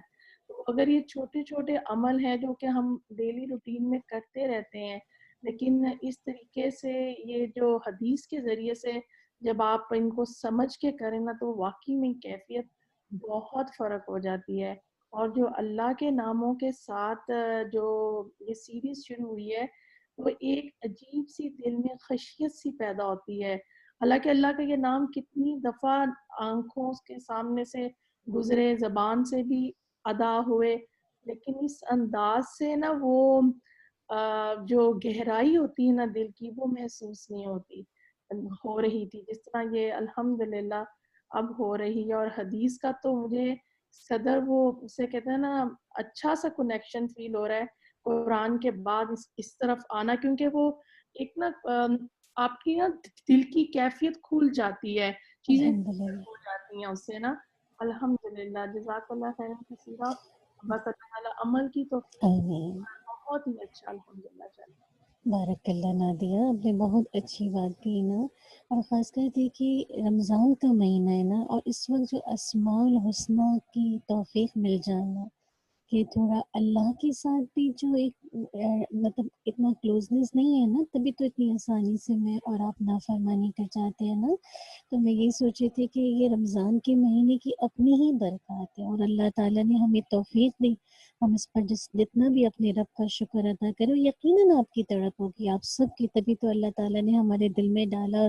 और उस बहन जिसने हमें कहा कि आप कंटिन्यू करें, और अल्लाह आप देखिए ना कितनी तड़प थी, क्योंकि अल्लाह से हमारा जब ताल्लुक कटा हुआ होता है ना, तो यकीन करिए हमें सुकून कहीं नहीं मिलता। बस अल्लाह ताला के साथ जब ताल्लुक जुड़ेगा, फिर अहदीस के ज़रिए तो मुझे तो खुद बज़ाते अहदीस से इतनी मोहब्बत है कि मैं हर एक को कहती हूँ कि कुरान के बाद आप अहदीस का कोर्स ज़रूर करें। आपके लिए इतनी अमल की राहें आसान होती हैं, आपको दीन की एक खूबसूरती नज़र आती है। बस अल्लाह ताला अमल बना इस दे। बारे जज़ाकल्लाह खैर। हदीस की क्लास को तो ऐसा लगता है कि वो क्लास हमारी दोबारा से रिवाइव हो गई है। और अल्हम्दुलिल्लाह इस तरह जिसे कहते हैं ना, रमज़ान कभी सोचा नहीं था, ये लॉकडाउन में अल्लाह ताला हमें इस तरीके से मतलब ये नेकी के मौके ही ना जो हमें मिलते हैं, मैंने कभी नहीं अल्हम्दुलिल्लाह। सोचा था कि हम इस तरीके से इस रमज़ान को गुजारें। अल्हम्दुलिल्लाह। अल्हम्दुलिल्लाह, बारकल्ला राफिया और बारकल्ला नादिया। आफिया आप ले लीजिए। अस्सलाम वालेकुम वरहमतुल्लाहि वबरकातुहू। वालेकुम अस्सलाम वरहमतुल्लाहि वबरकातुहू। वाकई में जो है सिस्टर नादिया ने बहुत खूबसूरत बात कही कि हमारा जो अब कनेक्शन पहले कुरान के साथ था, जो कि अल्लाह ताला के इज़्न से आपने हमें हदीस के साथ भी करवाया, तो अब उसमें और एक कह लें कि जैसे वो कहते हैं ना कि आप एक चीज़ तो एक डिश है, आपकी फूड आइटम है, वो तो खा रहे हैं, लेकिन उसके साथ जब साथ में और भी चीज़ें होती हैं खाने के लिए, उसके सपोर्टिंग आइटम्स, तो वो उसमें और मज़ा आता है। تو بہت کامن سی ایک ایگزامپل تھی سمجھانے کے حساب سے. تو اس میں ایسا مزہ آ رہا ہے اب اس میں کہ الحمد للہ اللہ تعالیٰ اس میں استقامت دے. اس میں جو آپ نے جو 4th پوائنٹ آپ نے بتایا تھا نا جنت میں لے جانے والے عمل میں کہ اللہ کی کتاب اور نبی کی سنت سے وابستہ ہونا, تو میں یہ سوچ رہی تھی کہ پہلے بھی ہم لوگ بہت سارے کام ایسے کرتے تھے کہ جو ہے بس وہ شروع سے چلتے چلے آ رہے تھے کہ جو ہے جیسے کپڑا پہننا ہے تو پہلے رائٹ سائڈ سے پہننا ہے. اب وہ ہمیشہ امی دادی نانی ان لوگ نے بتایا تھا رائٹ سائڈ سے پہننا شروع کرو اور لیفٹ سائڈ سے اتارنا شروع کرو. پہلے شعور میں نہیں تھا, اور ان لوگوں نے بھی مطلب اتنا زیادہ ہمیں ایمفیسائز نہیں کیا. ہاں بس وہ ایک کام کر رہے ہیں, سیدھے ہاتھ سے کھاؤ, چمچ کے بجائے ہاں انگلیوں سے کھاؤ. تو بہت چھوٹی چھوٹی چیزیں, واش روم جانا ہے تو سیدھے پاؤں سے انٹر ہو, لیفٹ پاؤں سے نکلو. تو یہ بہت چھوٹی چھوٹی چیزیں تھیں جو کہ ہم شعوری لاشعوری طور پہ کر رہے ہوتے تھے, لیکن اب اس کا شعور جب آتا ہے نا تو اب یہ کرنے میں نا ایک کہہ لیں کہ مزہ آتا ہے, اور ایک لالچ سی دل میں اٹھتی ہے کہ یہ سنت سے ہم لوگ کر رہے ہیں. اب بچے بھی کوئی بھی کام اس طرح سے کر رہے ہوتے ہیں نا, کوئی بھی چیز دیکھ رہے ہوتے ہیں, سن رہے ہوتے ہیں, بات کر رہے ہوتے ہیں, تو اب میں ان کو یہی کہہ رہی ہوتی ہوں کہ جو ہے دیکھ لو تم لوگ سنت سے کر رہے ہو نا, تم لوگوں کو اس کا ایکسٹرا ریوارڈ ملے گا. الحمد تو للہ. الحمدللہ یہ ساری چیزیں اتنی زیادہ موٹیویٹنگ ہوتی ہیں. وہی بات ہوتی ہے کہ لاشعوری طور پہ ہمارے الحمدللہ اللہ تعالیٰ نے ہمارے دل میں ہماری خصلت میں ڈالا ہے یہ, لیکن اب جب اس کا شعور آیا ہے تو الحمدللہ یہ کرنے میں بہت مزہ آتا ہے. اور آئی ڈونٹ نو, یہ میری ایک پرسنل آبزرویشن ہے کہ میرے بچے جب چھوٹے تھے میں ان کو دیکھتی تھی, میں ان کو چینج کروا رہی ہوتی تھی, تو میں دیکھتی تھی کہ یہ لوگ مطلب ظاہر ہے چھوٹے بچوں کو تو آپ نہیں سکھا رہے ہوتے, لیکن یہ لوگ عموماً جو کام کر رہے ہوتے تھے نا تو وہ سنت کے حوالے سے ان بچوں کو ہاتھ سے کھانا زیادہ پسند ہوتا تھا بجائے چھری کانٹے چمچ ان سب سے. ان کو میں ابھی بھی جب بھی لائک پینٹ یا اس طرح سے پہناتی ہوں, یہ لوگ ہمیشہ پہلے رائٹ پاؤں اٹھاتے ہیں. یہ میں نے بہت عرصے تک نوٹ کیا ہے, اب جا الحمد کے مجھے للہ. سمجھ میں آیا کہ جو ان کی فطرت میں جو دین ہے نا اس میں یہ چیز بہت حد تک ہے. کسی کو دیکھتے ہیں تو مسکراتے ہیں بچے, الحمد کسی للہ. اچھی چیز کو دیکھتے ہیں تو اس کو دیکھتے ہی رہتے ہیں, دیکھتے ہی رہتے ہیں, دیکھتے ہی رہتے ہیں. تو یہ ساری چیزیں اب جا کے سمجھ میں آئی ہیں کہ یہ اللہ تعالیٰ نے جو فطرت ڈالی ہے نا, دین کی فطرت ہر انسان میں, ہر جسم میں, ہر روح میں جو فطرت ڈالی ہے وہ واقعی دین پر ہے. تو الحمدللہ اللہ تعالیٰ ہمیں اس کو اور زیادہ آبزرو کرنے والا بنائے, کیونکہ واقعی دین تو صرف اللہ ہی کا ہے اور اس کی خوبصورتی وہی دین ہے, وہی دین کی ہے. اللہ تعالیٰ ہمیں استقامت دے. جزاک اللہ. بارک اللہ فیہ. یہ چھوٹی چھوٹی چیزیں نا کہ اتباع اور ان کی اطاعت کرنا, اور انشاءاللہ اللہ تعالیٰ کے اذن سے ہم سب کو جنت میں لے کے جائیں گے. بس اللہ تعالیٰ ہماری یہ جو کوشش ہے بس ہمیشہ رہے. اللہ پاک سے یہی دعا ہے کہ الحمدللہ. کیونکہ اکثر ہم کوئی کام شروع کرتے ہیں نا, ہم سب, میں تو اپنے آپ کو بھی انکلوڈ کرتی ہوں, کوئی بھی شروع کرتے ہیں تھوڑے دن تک تو ہو رہا ہے, پھر کیا ہوتا ہے, پھر بریک لگ جاتا ہے, پھر آپ بھول جاتے ہیں, پھر آپ کو ریمائنڈر ملتا ہے, پھر اللہ تعالیٰ آپ کو توفیق دیتا ہے, پھر آپ کرتے ہیں. تو بس ایسی زندگی چل رہی ہے, بس اللہ تعالیٰ آسان کر دے. بارک اللہ. ندی مدیہ سے آپ لے لیجیے. جی السلام علیکم ورحمۃ. وعلیکم السلام ورحمۃ اللہ وبرکاتہ. جی الحمدللہ, جزاک اللہ خیرا سسٹر عافیہ, آپ کی بہت اچھی شیئرنگ تھی, اور سسٹر نادیہ آپ کی بھی الحمدللہ. اور سسٹر فاطمہ جیسے آپ کہہ رہی ہیں نا کہ ہم کوئی کام کرتے ہیں, شروع کرتے ہیں اور پھر بھول جاتے ہیں, تو میں بھی بالکل یہی بات سوچ رہی تھی نا. اب جب شروع ہوا تھا نا, تو ہم نے جیسے اپنے گھر میں نماز کی جگہ تو خیر پہلے ہی بنا لی تھی, اس سے پہلے ہی سے تیاری کری تھی رمضان سے پہلے ہی نا, کہ فارم میں آ جائیں, جماعت سے نماز ہونے لگی تھی الحمدللہ جگہ وغیرہ. تو لیکن جب رمضان شروع ہوا تو کیونکہ ایک عادت تھی نا ہمیشہ مسجد جانے کی, تراویح پڑھنے کے لیے, اور تو میں نے یہی اسٹارٹ کیا کہ پہلے اذان ہوگی نا, تو یا تو ہسبینڈ دیتے تھے یا بیٹا دیتا تھا, لیکن یہ کہ تھوڑے دن کے بعد پھر بھول گئے. اور جو ہے وہ اب میں یہی سوچ رہی تھی کہ کتنے دنوں سے اذان نہیں دی ہم نے، تو اتنی اچھی ریمائنڈرز ملے نا الحمدللہ کہ اذان تو دینی ہے، اور جو ہے وہ دوبارہ سے اسٹارٹ کریں، کیونکہ پھر جب لائیو اذان ہوتی تھی تو اس کے بعد دعا کرنے کا مزہ ہی اور ہوتا تھا نا، اور وہ سب پڑھنا تو جو ہے وہ ایک اس کی اذان ہوتی ہے بس نا جی جی فون۔ بالکل. تو الحمدللہ یہ اتنے اچھے ریمائنڈرز ملے، اور جو سب سے اچھی بات مجھے لگی وہ یہ کہ اتنی حدیثیں، بہت ساری حدیثیں اذان کی مجھے پتہ نہیں تھیں، نیو تھی میرے لیے۔ کچھ تو مجھے پتہ تھیں جیسے گردن لمبی ہوتی ہے، لیکن جو اتنی ساری احادیث ہم نے دیکھی تو مجھے لگا کہ یہ سب تو شیئر کرنے والی ہیں نا، شیئر ہوں گی تو شوق ہوگا نا کہ نہیں دینی ہے۔ اور پھر ایک دن بلکہ میری بیٹی نے بھی دی، اس نے کہا میں دے سکتی ہوں، تو میں نے کہا اچھا ٹھیک ہے تم دے دو نا، تم پڑھ لو، مطلب اذان ویسے تو بوائز دیتے ہیں لیکن تم پڑھ لو نا۔ تو اس نے بھی شوق میں دی نا، لیکن وہ اتنی افراتفری ہوتی ہے سب کو جمع کرنے میں کہ بس اسٹارٹ کریں نا نماز، ٹائم ہو گیا، نہ اذان نہ اقامہ، بس ایسے ہی کوئی بھی اسٹارٹ، جو بھی، جیسے میں اپنے ہسبینڈ سے کہتی ہوں بس آپ اسٹارٹ کر دینا، وہی پڑھاتے ہیں زیادہ تر، تو میں کہتی ہوں بس آپ اسٹارٹ کر دیں پھر سب جمع ہی ہو جائیں گے نا۔ الحمدللہ مجھے بہت اچھا لگا کہ میں یہ حدیثیں جو ہیں وہ شیئر کروں گی انشاءاللہ تعالی، تو اس سے موٹیویشن ہوگی۔ اور ہماری مسجد نے ابھی یہ پروگرام اسٹارٹ کیا ہے کہ وہ بچوں کی اذانیں ریکارڈ کر کے بھیجیں ہم، تو فجر کے وقت وہ پلے کریں گے نا۔ تو میں یہ سوچ رہی تھی کہ جیسے بیٹا میرا بہت بزی ہے، جیسے 14 ایئر اولڈ تک کے بچوں کے لیے وہ پروگرام ہے، تو میں اس کو کیسے موٹیویٹ کروں کہ تم یہ ریکارڈ کر دو مجھے نا۔ اور میرے ذہن میں ثواب کا کانسیپٹ نہیں تھا، میرے ذہن میں کانسیپٹ یہ تھا کہ اور بچوں کی اذانیں پلے ہو رہی ہیں تو میرا بیٹا بھی ہو، مطلب ہم لوگ کمپٹیشن میں زیادہ رہتے ہیں نا۔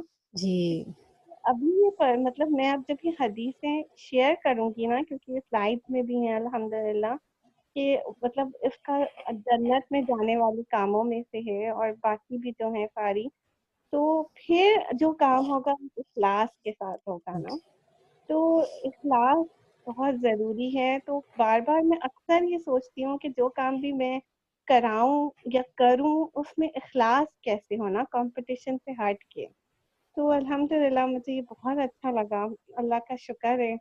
اور وہ جو آپ کی ایک شیئرنگ والی بات تھی کہ جیسے ہمارا دل چاہ رہا ہے کوئی کام کرنے کا اور گھر والوں کے نہیں ساتھ دے رہے، یا ان کے اندر وہ موٹیویشن نہیں ہے عبادت کی، تو اس وقت ہم کیا کریں نا۔ تو مطلب جیسے مجھے یہ لگتا ہے کہ بس ہم جو ہے جیسے استغفار ہی کریں نا، اور بس جیسے استغفار کریں، اور میں یہ سوچ رہی تھی کہ سمجھ میں آئے ان کو کہ نہ آئے بس معاف کر دیں، کیونکہ اس کے علاوہ حل کوئی نہیں ہے۔ جیسے اس وقت بہت زیادہ میرا دل اتنا بوجھل تھا اس وقت، لیکن مجھے اس کلاس سے اتنا فائدہ ہوا ہے کہ مجھے یہ سمجھ آیا ہے کہ اگر میرا دل بوجھل ہے تو میں ایک پازیٹیو ایکٹیویٹی میں اپنے آپ کو انوالو کروں نا۔ تو مجھے اچھا لگا ہے اس وقت صبح صبح، اور صبح صبح ہی ہم نے الباطن کا لفظ پڑھا، اور الباطن کے اندر مطلب مجھے پہلی دفعہ یہ بات سمجھ آئی کہ الباطن کا میں ہارٹ، جیسے اللہ تعالیٰ کو ہارٹ کی چیزیں پتہ ہے نا ہماری، تو ہارٹ کی جو صفائی ہے اس پہ جیسے میں بہت زیادہ ورک کرنے کی کوشش کرتی ہوں، لیکن کبھی کبھی اتنی زیادہ حالت خراب ہوتی ہے وسوسوں سے اور پریشانی سے، بس استغفار استغفار، اس کے علاوہ کچھ سمجھ نہیں آتا نا کہ کیا کریں۔ یہ بہت اچھی بات ہے کہ ہمیں اللہ سے حیا کرنی ہے نا، تو بس مسلسل ہی کوشش ہے نا۔ اور علم میں جو درجوں کی بات ہوئی کہ علم سے درجے بڑھتے ہیں، تو وہ درجے اس لیے بڑھتے ہیں کہ علم سے عمل تبدیل ہوتا ہے نا۔ اب جیسے ہم نے چیزیں پڑھی ہیں، تو اگر ایک دفعہ بھی کر لیا کہ گھر کے اندر پوری ساری حدیثیں فالو کر لیں، درود شریف، رضیت باللہ، اشہدو، پھر کب کچھ تو یاد رہتا ہے اور کچھ یاد نہیں رہتا، یا اتنی جلدی میں ہوتے ہیں کہ نہیں ہو پاتا، تو بھی درجے تو بڑھ گئے نا، کیوں؟ کیونکہ عمل ہو گیا نا اس پہ، تو عمل کی وجہ اور آخرت کی فکر لگ جائے، یہ جو بات تھی نا اس میں کہ جنت میں جانے والے کاموں میں کہ آخرت کی فکر لگ جائے، تو بس یہی جو ہے نا مجھے لگتا ہے فوکل پوائنٹ ہے کہ جو کچھ ہم اس وقت کر رہے ہیں یا جو کچھ بھی کر رہے ہیں، اگر وہ آخرت کے لیے ہے تو بس پھر تو فائدہ ہے نا انشاءاللہ تعالیٰ نا. اور بس الحمد اسی چیز سے ہم کر سکتے ہیں اپنے آپ کو نا فوکس کہ بس آخرت کی فکر ہمیں لگ جائے. ویاکم سسٹر مدیحہ، آپ نے بہت اچھا سمرائز بھی کیا. اور مجھے لگتا ہے کہ ہم صبح بیٹھنے سے پہلے ہم سب امتحان سے گزر کے ہی آ رہے ہوتے ہیں، اور مجھے ایسا لگتا ہے کہ یا اللہ کہ مطلب اب دیکھیں نا، نیکی کا کام کرو تو اتنا آسان نہیں ہوتا. اللہ تعالیٰ کی طرف سے بہت ٹرائلز آتے ہیں آپ کو وہاں تک پہنچنے تک نا. اور میں یہی سوچ رہی ہوتی ہوں کہ یا اللہ بس یہ کہ جہاں ہم الحمدللہ مطلب ایسے موقع پر آپ سے بعض اوقات ایسا ہوتا ہے نا کہ آپ اس وقت بے بس ہوتے ہیں، آپ کا ایک دل چاہ رہا ہے لیکن سامنے والے کا دل نہیں چاہ رہا. اور آپ جب اسپیشلی کمبائن فیملی میں رہتے ہیں، آپ کے ساتھ ساری چیزوں کے سنہری ہوتے ہیں، چھوٹے بھی بچے ہیں، ہر ایج کے بچے ہیں، تو اس وقت آپ تھوڑا سا پریشان بھی ہوتے ہیں. پھر آپ کی ذمہ داری دوسری بھی ہوتی ہے ایز اللہ کے پیغام پہنچانے کے حوالے سے.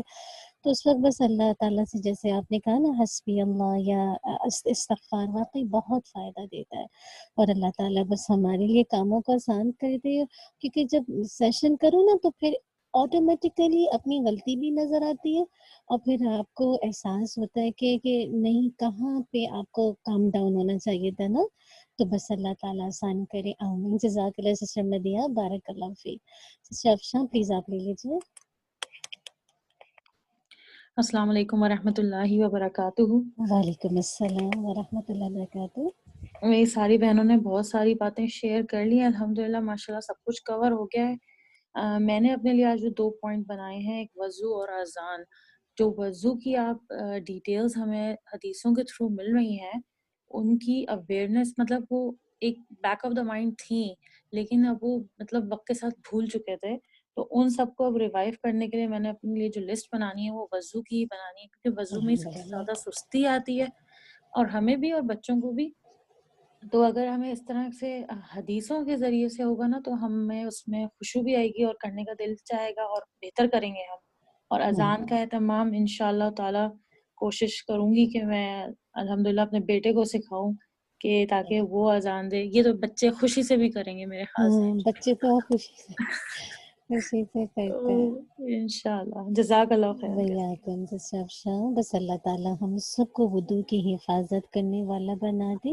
ہم سب سے ایک سستی ہو جاتی ہے. کتنی دفعہ میں سوچتی ہوں کہ بیٹی کو سلاتے ہوئے پہلے وضو کر لوں پھر اس کو سلاؤں، لیکن بچے ہیں نا سونے کے کرتے ہیں، اور ساتھ ہی آپ کی نیند لگ جاتی ہے. آپ کی نیت ہوتی ہے لیکن پھر آپ بعض اوقات سو جاتے ہیں. تو میں یہ سوچتی ہوں کہ ہر انسان اپنی نیتوں کے مطابق اٹھایا جائے گا نا. تو اللہ تعالیٰ سے گمان یہی ہے کہ اگر نیت بھی ہوگی اور کسی وجہ سے انسان نہیں کر سکا ہوتا نا، میں اکثر میرے ساتھ تو یہ ہوتا ہے، میں اذکار اگر شروع بھی کرتی ہوں نا، مجھے لگتا ہے میں اذکار پتہ نہیں کتنے پڑھے میں سو چکی ہوتی ہوں. تو میرے کبھی ساتھ کبھی بھی. ایسا ہوتا ہے اتنی تھکن ہوتی ہے آپ کو کہ آپ کو جی احساس ہی نہیں ہوتا نا. جی. اللہ میاں قبول کرے. آج بتایا بھی نا آپ نے انشاءاللہ کہ گمان، ہمارا گمان ہونا چاہیے اللہ سے اچھے کا، جی تو صحیح بس کہہ اس رہی کا ہیں. انشاءاللہ. بس اللہ تعالیٰ سے اللہ یہی ہے. جزاک اللہ خیر، بارک اللہ فیک. آپ سب کا آنے کے لیے اللہ تعالیٰ آپ سے قبول فرمائے. آمین. جزاک اللہ خیر، بارک اللہ فیک. سبحانک اللہم و بحمدک، اشہد ان لا الہ الا انت، استغفرک و اتوب الیک. سبحان ربک رب العزت عما یصفون وسلام علی المرسلین والحمد للہ رب العالمین. السلام علیکم و رحمۃ اللہ وبرکاتہ.